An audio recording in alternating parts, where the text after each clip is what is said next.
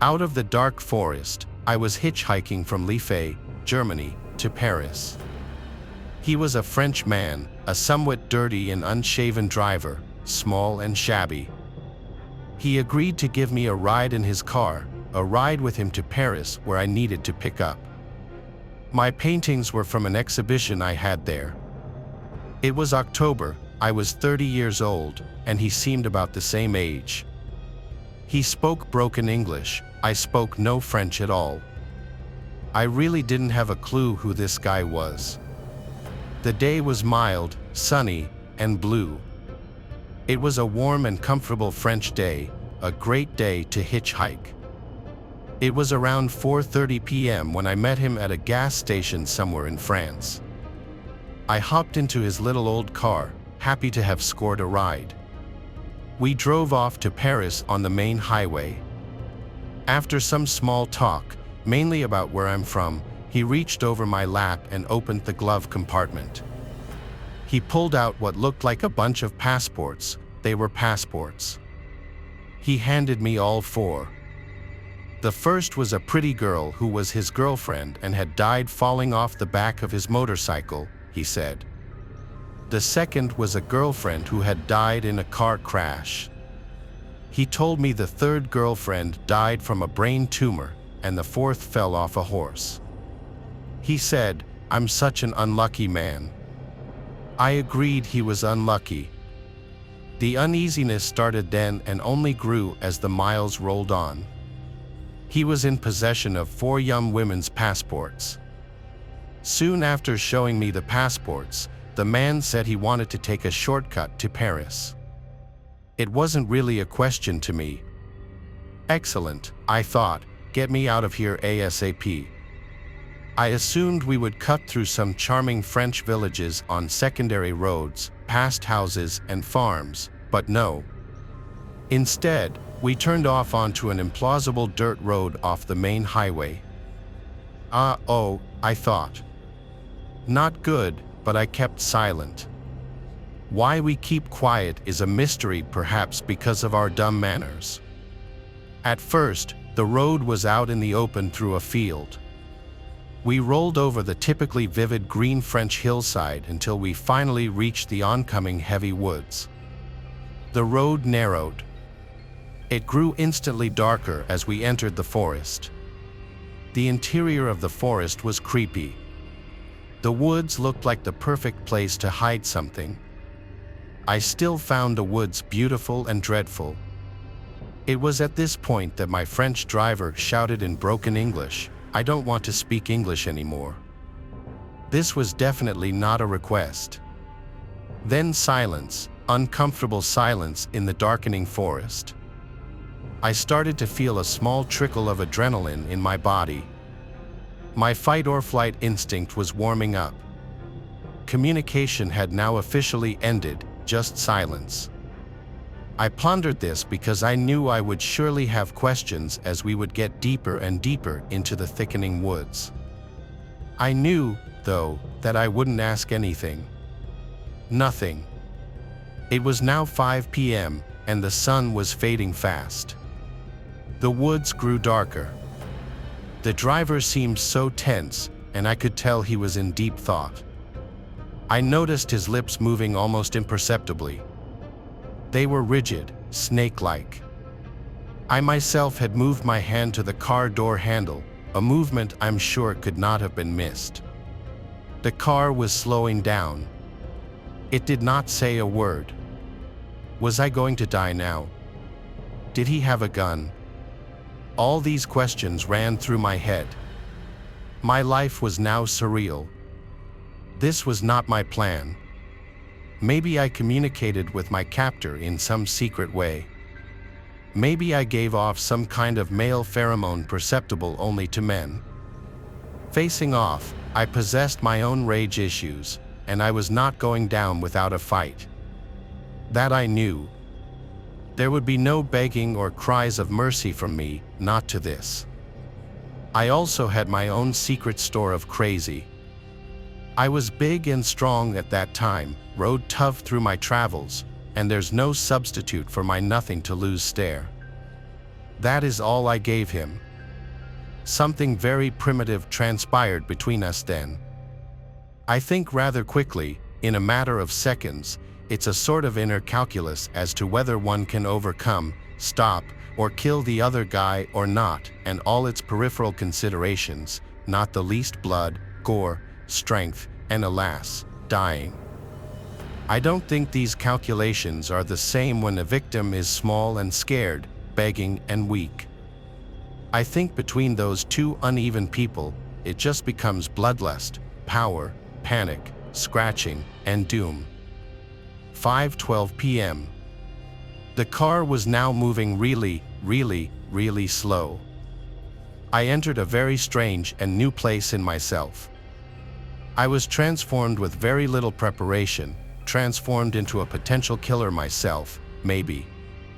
My chauffeur could read my mind, or my body language, or sense my intent, or see my hand on his dirty door handle. It was the moment of truth, and then we suddenly started to speed up. Thank God. Out of those woods. Odd how these memories have come back to me as I write this. Some memories I'm not certain of.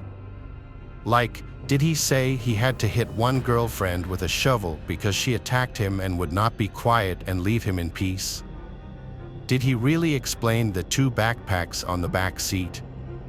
Did I not hear that on purpose? Did I later imagine those words?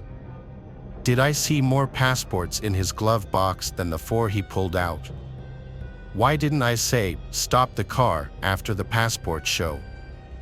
The road began to widen, and we emerged out of the dark forest into the setting sun, dark red and orange in the sky. I could hear and then see the highway. Now I saw tiny houses across the highway. I had no idea where exactly I was. The Frenchman asked me if I wanted to spend the night at his house. We could eat dinner together. A quick film of his filthy torture chamber basement ran through my head. I politely said no. My first words spoken since the order not to speak English. I sincerely think that had I broken that command and blabbered something in the woods, my story might have had a different ending. It all came down to silence. I can be silent sometimes. One needs to be to contemplate the next move.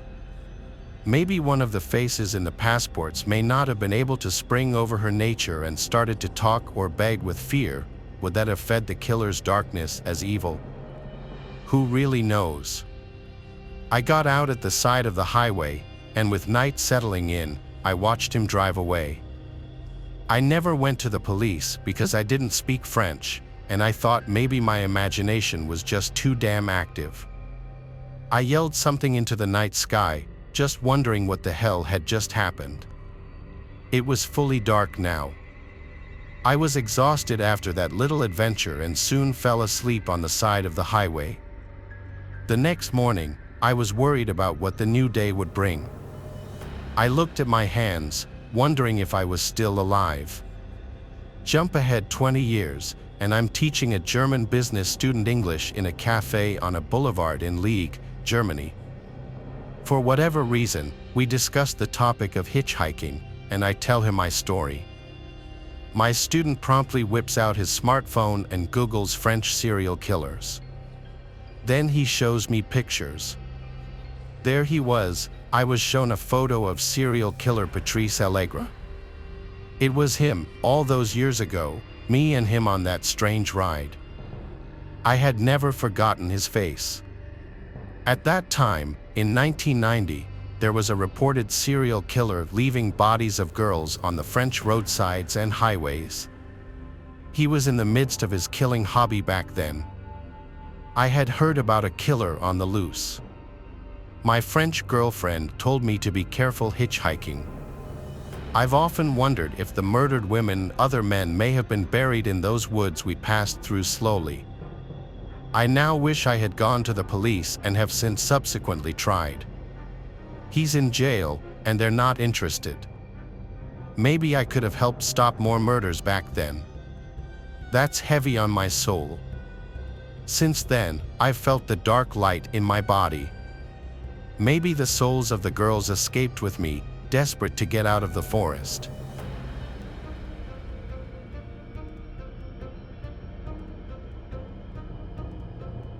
This happened a few months ago, and I don't know why I agreed, but I decided to go with my friend Elias to a house party he was attending during our first year of high school, even though I wasn't even invited.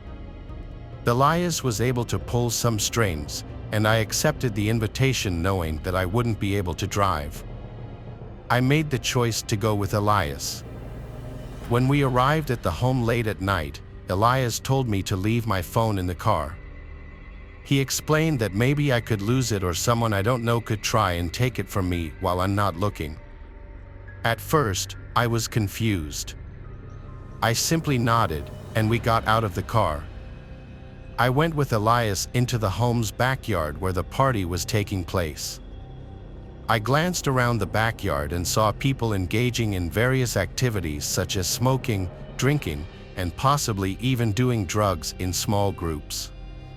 Elias had encouraged me to go mingle and say hello to a few people. After a few hours, I realized I had had way too much to drink because my vision was completely foggy.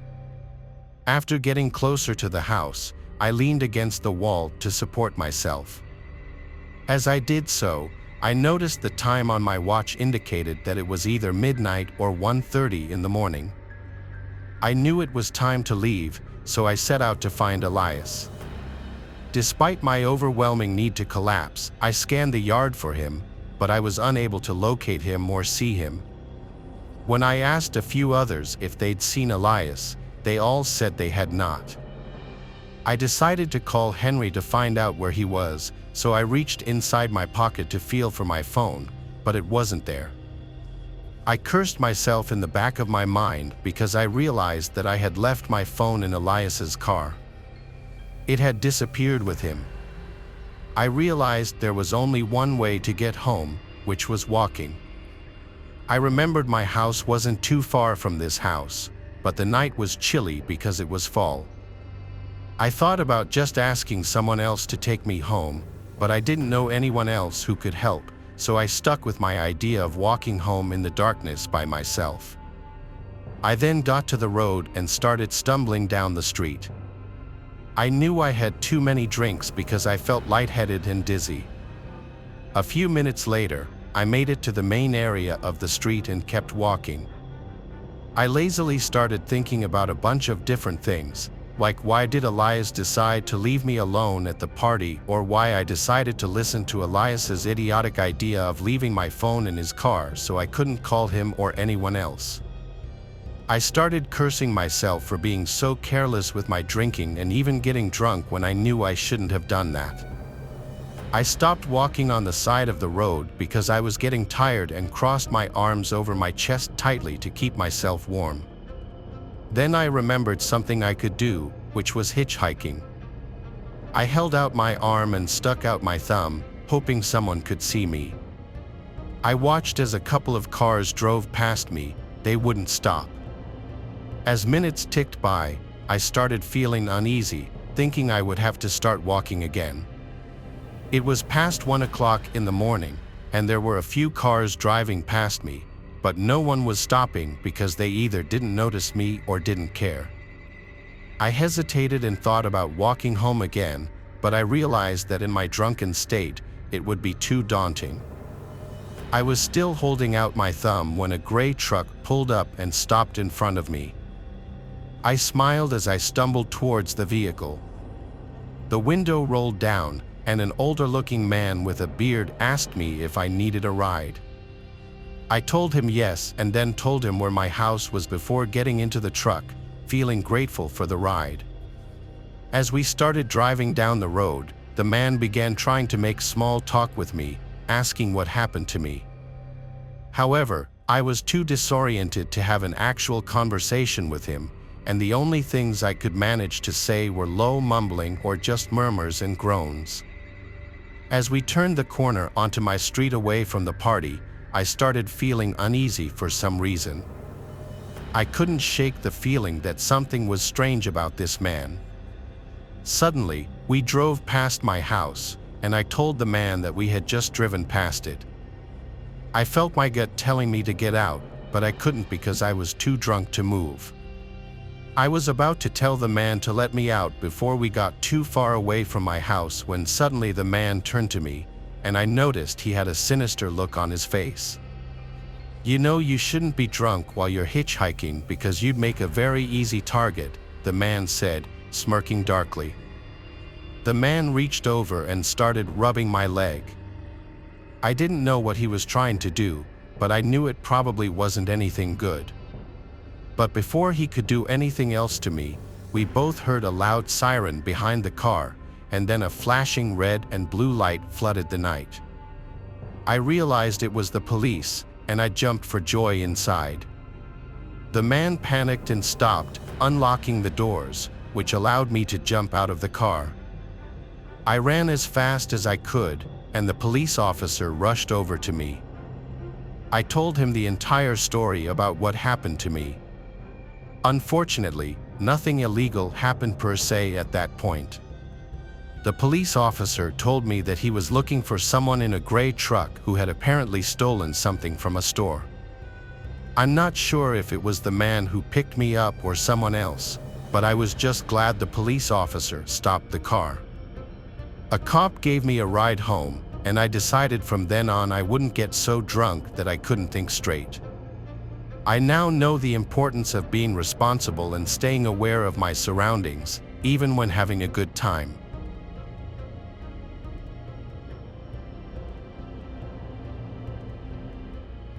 This took place in November of 2005. Each year, my job would give us 10 vacation days. Seeing as I hadn't yet used any this year, I decided to take a week off to visit different states around the US. To get around, for the most part, I would actually hitchhike, which is something I've done multiple times in the past. Despite all the horrible recognition it gets nowadays, I actually really enjoy doing it. I've met a lot of people through hitchhiking that I still call friends to this day. Anyway, it was around 2:30 p.m.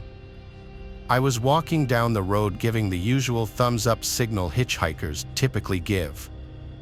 It had been a while since my last ride, and I'll be the first to admit I was getting a little desperate. Eventually, a red pickup truck pulled up next to me. Inside were two men. My best guess is they were in their 40 years old. One of them asked me where I was going, to which I responded. They both looked at each other for a second, then back at me, and signaled me to get in. They seemed normal enough, so I tossed my bag in the back, got in, and shut the door.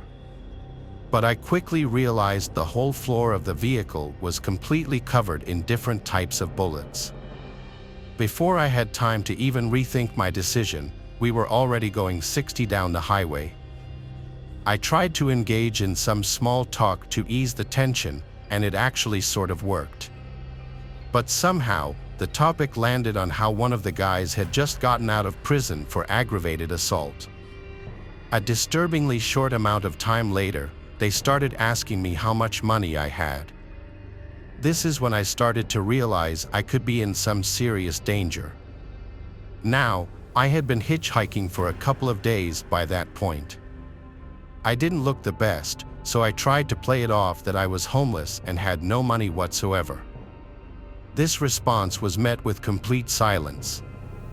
For the next 30 minutes or so, not a single word was said, though multiple times I would catch the driver looking up at me through the rearview mirror. I honestly just tried to ignore it, something I regret doing to this day. Fast forward 20 minutes, and to my horror, the driver turned off the highway and started down some unpopulated dirt road. I instantly shot up and said, dude, where are we going?" After 15 seconds of no response while the car was still driving, I grabbed my bag, unlocked the door, and dove out of the car. Instantly, I looked up to see the red pickup slam on its brakes, shortly after followed by the reverse lights turning on. I cannot explain to you how fast I got up and ran into a nearby cornfield. I ran for 5 minutes when I swear I could hear gunshots behind me. They were clearly distant, but still, I ran for another 5 minutes until I reached the sign for the main highway. I then called the police, explained the situation in my current location, and waited in the cornfield until an officer arrived. I was then driven to the nearest police station, where I filed a police report. Though in terms of descriptions, there wasn't really much I had to give other than 2 men inside a red pickup truck. I hadn't gotten the license plate number, and I didn't even really see the full faces of the guys or even remember them. The whole situation was no doubt the scariest thing I've ever experienced. I don't completely know what those guys had planned, but I truly believe I could have lost my life that day. While I still hitchhike occasionally, I am now far more cautious in the cars I get into.